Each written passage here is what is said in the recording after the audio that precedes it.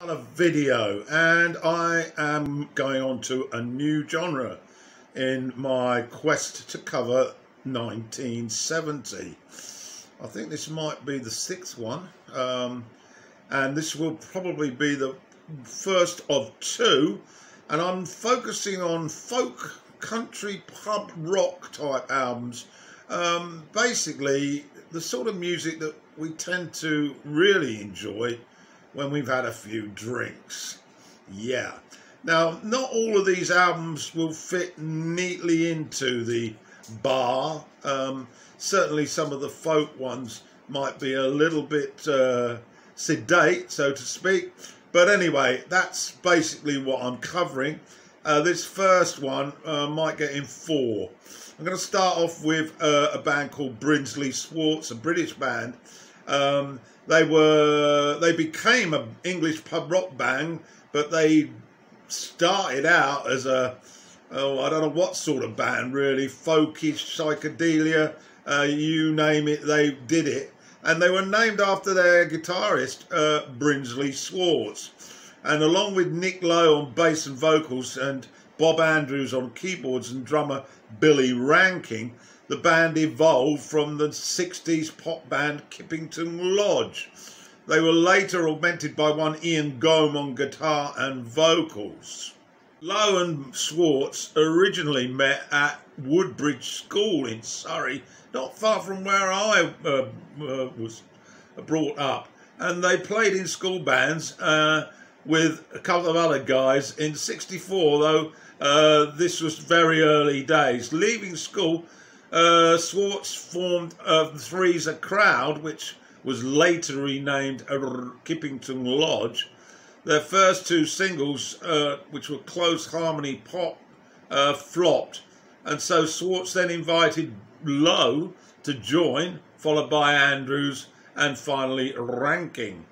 The next three singles flopped as well, but they got a residency as a support band at the infamous Marquee Club in Wardour in London.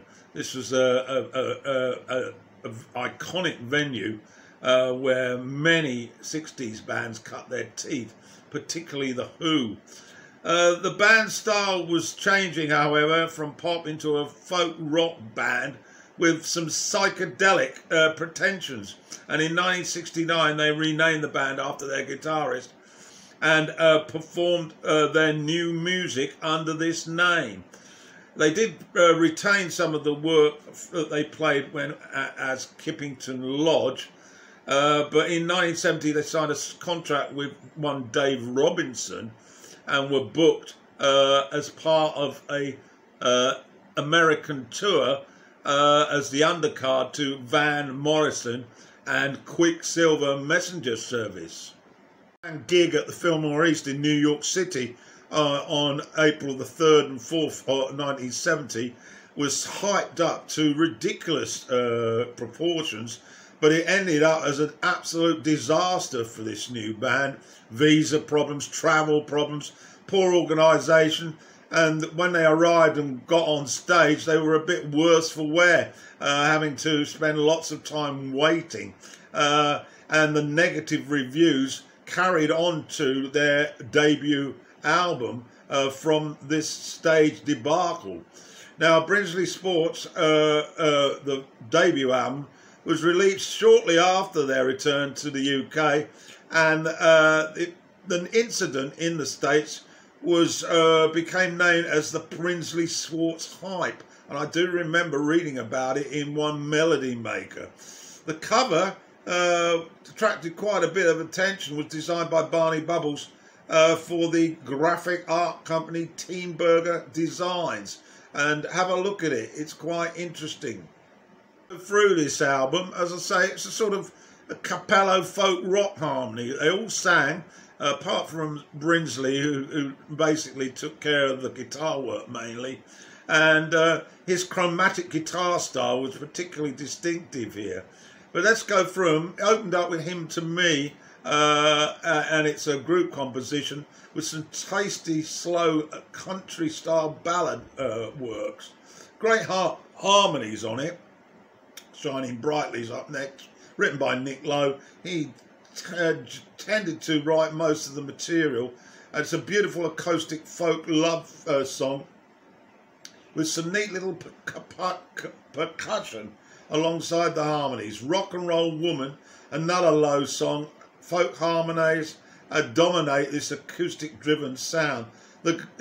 Simply nice stuff really. And then we've got Lady Constant, which is a 7-minute opus. The vocals creep out timidly, almost a bit reminiscent of Crosby, Stills and Nash, and it drips all over the beautiful tune that I recognise. The keyboards filter in with the drums, and then the pace quickens with Andrew's organ, and it becomes a bit jazz indulgent, and the guitars are back in the mix. However, the sound becomes a bit charged almost through the pace of it.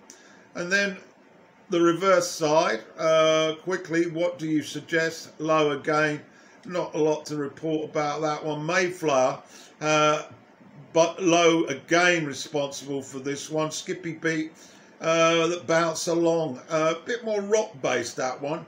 And then we have the Ballad of a Has-Been Beauty Queen, which is a 10-minute 37 track, robust, heavy rock riffs, and it blasts off in 3 sort of parts. The first pass is very riffy. The second phase is keyboard driven with Low's heartening vocals. A bit of a slow blues-like feel to it. Lots of good ideas in here, but it's a bit disjointed. But Schwartz's guitar is delicately sweet as it shares spotlight with the keyboards. And it builds with vigour as the live feel closes and reaches a peak. Tasty rock, really, contrasting what we heard rather earlier. So that basically was the first album. At the time, I didn't really give it any time, but now, being old and grey, I really enjoyed it, and I think you will do as too. So get to listen to it. It's the debut album by Bridgeley Sports. Okay, next up is an album by Tim Buckley called Star Sailor. Now, Tim Buckley was in the early to late 60s, was regarded very much as a folk singer, but his music was constantly evolving. He unfortunately passed away in 1975, but we're into 1970 here.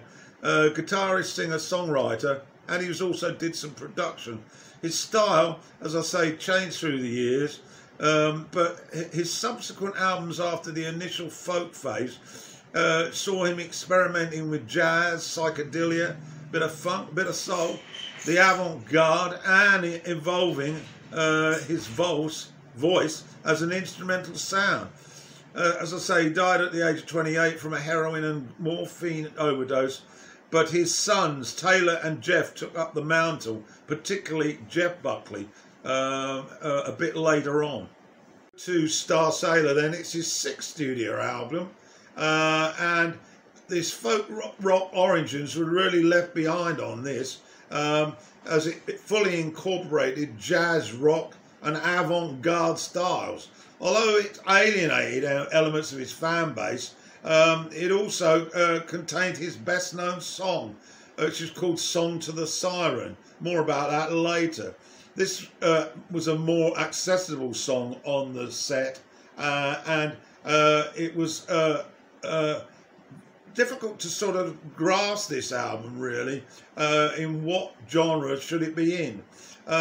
Anyway, we're going to go through this album briefly and give you a taste of what the album was all about. And the title actually literally means astronaut, from the Greek word. So just quickly, personnel: Maury Baker on percussion, John Balkin double bass, electric bass, Buckley on guitar, 12-string guitar and vocals, alto, flute, tenor, saxophone taken care of by Bunk Gardner, Buzz Gardner, trumpet and flugelhorn, Lee Underwood, guitar, piano and pipe organ. And so you can possibly see that there's a lot of jazz influence going on here. Okay, I'm not going to go into it in too much depth, but that's to say it's got a lot of bass runs on this, very odd experimental sound, even with the vocals. Moulin Rouge is more singer-songwriter for sure, but then the Song for the Siren is an inspiration, and it led on to Jeff picking up the gauntlet after his father's death. Frantic rhythms, jazz fusion comes to mind. That's about it. I find it pretty hard to get into this album, but some of you who are more into that avant-garde jazz theme might flourish on this. You might question, why is it in folk, country or pub rock? Well, he was a folk singer. Got it? Next up is a band called the Third Ear Band, a musical group formed in London during the mid-60s, and consisted mainly of violin, cello, oboe and percussion. Most of their performances were instrumental and very improvised, drawing on Eastern raga forms, European folk as well, and experimental and medieval influences. Nevertheless, their records for the Harvest label, which was a progressive rock label at the time, Alchemy and Third Ear Band, the second, achieved some notoriety and popularity, and they were also involved in creating soundtrack music for films. I saw this band a number of times, and they certainly conjured up images of that laid-back hippie style. Let's sit on the grass, listen to this in the middle of the afternoon, particularly if it was nice and sunny, and of course indulged in the odd marijuana. But let's have a look at their second album, which was released in 1970. Third Ear Band, their first album, Alchemy, released in '69, became a bit of a favourite for the infamous radio DJ with the BBC, John Peel, and he really loved them, and I used to hear them quite frequently on his Saturday show, Top Gear, and he did play jaw harp on one track on Alchemy. The second was basically a piece that I got into, and it was a strange piece of work. 4 songs called the 4 Elements, being fire, air, water and earth. The album, as I mentioned, had those 4 titles, those 4 elements, and it wasn't awfully different from their first album.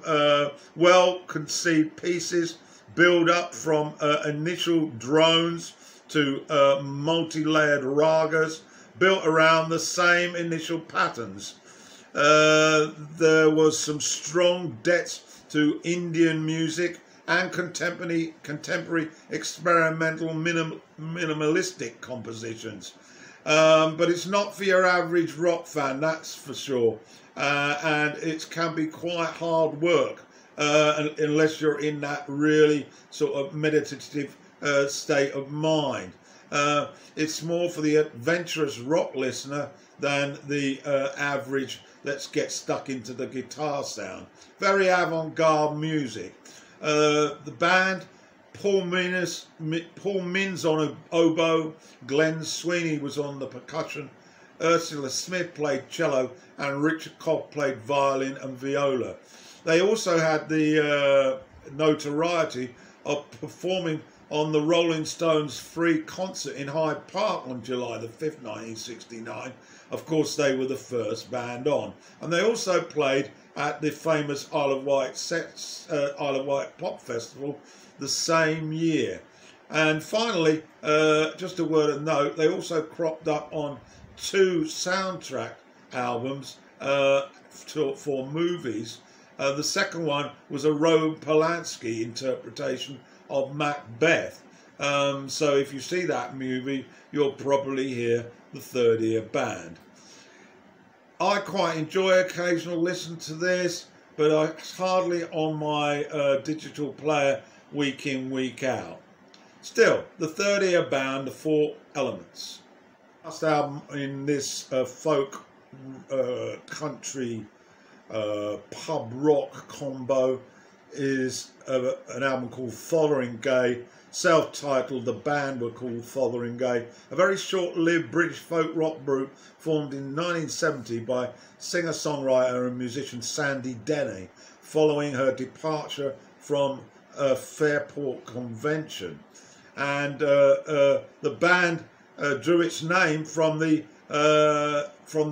place at the Fotheringay Castle in which Mary Queen of Scots had been imprisoned. And it originally appeared on a Fairport Convention album, the song What We Did on Our Holidays. However, when it appeared again on Fotheringay, it was a much improved version. But the band didn't last long. They only were around for a year. Two members from Eclection, Trevor Lucas on guitar and drummer Jerry Conway. Two members of Poet and the one-man band, Jerry Donahue, who plays guitar, lead guitar, and Pat Donaldson on bass, completed the right lineup, and responsible for this first album. So this folk-based set included several Denny compositions, as well as a version of Gordon Lightfoot's The Way I Feel, and Bob Dylan's Too Much of Nothing. And now I'm going to go through these tracks swiftly, because this video is getting too long again. It opens up with Nothing More, a Denny composition.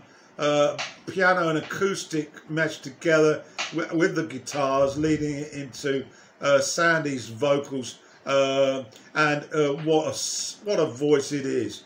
Lucas' guitar work, very deftly played on a gentle folk song. The Seas next, another Denny composition. A unique mellow voice from her dominates the mood on this spellbinding melody that's timeless almost, and it's helped considerably by Donahue's touching guitar. The Ballad of Ned Kelly, written by Lucas, he's on vocals on this one, and the tracks with him on vocals don't work quite as well. His voice is not in the same league as Sandy's, and it's very much about her chorus line on here. It's a song, of course, about the notorious Aussie outlaw, defiant to the end. The guitar, I thought, added a nod to Jerry Garcia from Grateful Dead. And then we get Winter Winds, again by Denny, a gentle folk song this, pretty typical. Sandy's voice shines again like a beacon atop a hill. And is a 7-minute plus song, duet lead vocals here from Lucas and Denny. It's got a sort of country feel to it, I feel, through the guitar, lush harmonies. The lyrics are about the differences each has in one's life, and how one should share with them those differences, but that we all end up the same fate at life's end. The Way I Feel is the track written by Lightfoot. It's an up-tempo folk song, distinctive again with the vocal harmony style. And then we get to the track The Pond and the Stream. I don't know much about that one because unfortunately my copy didn't have that track. Then Dylan's Too Much of Nothing, a very familiar song sang by Lucas. It doesn't generate enough energy, I felt, so its reliance is on the instrumentation, but it's still pretty good. And then we get to the possibly the best on the album, Banks of the Nile, traditionally arranged by Fotheringay, Denny involved in the writing as well. It's 8 minutes. It's a really, Sandy helps us return with those lead vocals to picture the splendour and the lovely and evocative rhythms which lay the foundations for Lucas's lead guitar at the outro as it fades. Of course, it's a story that Sandy wrote about war when we were the British Empire and we were in foreign lands, in this case Egypt. and men were torn from their loved ones to show their patriotism and make the ultimate sacrifice. Go through that lyric now. I do suggest you listen to the link on YouTube. Oh, hark the drums that beat, my love, no longer can we say. The bugle horns are sounding clear and we must march away. We're ordered down to Portsmouth and it's many in the weary mile to join the British Army on the banks of the Nile. Oh, Willie, dearest Willie, don't leave me here to mourn. Don't make me curse and rue the day that ever I was born. For the parting of our love would be like parting with my life.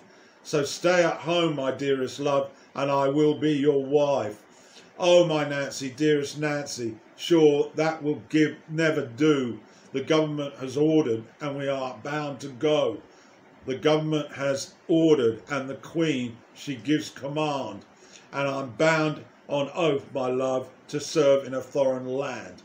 There is another verse to that, but I think it will last too long. So look at the lyric sheet and read it for yourself. It's worth a listen. There were 2 bonus tracks on the re-released album 2 weeks past last summer, which is a live cut from a rock festival in Holland in 1970, and written by Davy Cousins from the Strawbs, and then a traditionally arranged Gypsy Davy song by Denny.